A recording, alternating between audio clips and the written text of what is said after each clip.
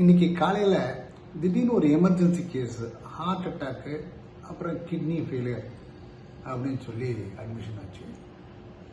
அவரை பார்க்கும்போது ஒரு ரெகுலராக வர பேஷண்ட் தான், ஒரு 2 வருஷமாக வரல.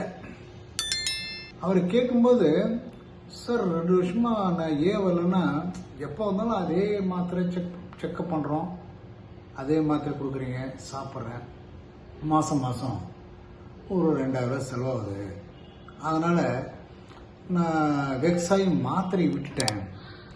அதே மாதிரி வேறு சில விலை கம்மியான மாத்திரையும் போட ஆரம்பிச்சிட்டேன்.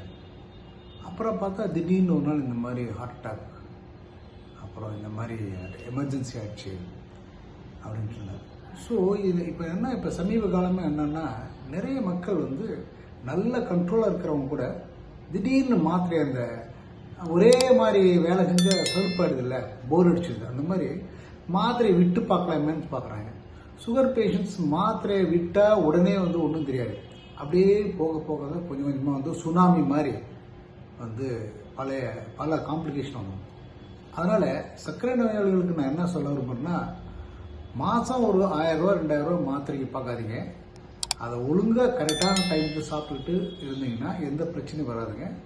நீங்கள் பாட்டு விட்டுட்டீங்கன்னா மாத்திரையை விட்டுட்டிங்கன்னா அதனால் ஏற்படக்கூடிய அந்த காம்ப்ளிகேஷன்ஸ், கண் பாதிப்பு, இருதய பாதிப்பு, கிட்னி பாதிப்பு, கால் நரம்பு பாதிப்பு, அதனுடைய செலவு தான் ஜாஸ்தி. அது பல லட்சத்துக்கு போகும். அதனால் சர்க்கரை நோயாளிகளே, நீங்கள் போர் அடிக்குதுன்னு சொல்லி மாத்திரை மருந்து நிறுத்தாதீங்க. எப்பயும் சாப்பிட்ற மாதிரி உணவு, மருந்து, மாத்திரை சரியான நேரத்தில் சாப்பிட்டு சர்க்கரை வென்று விடுங்கள். நன்றி, வணக்கம்.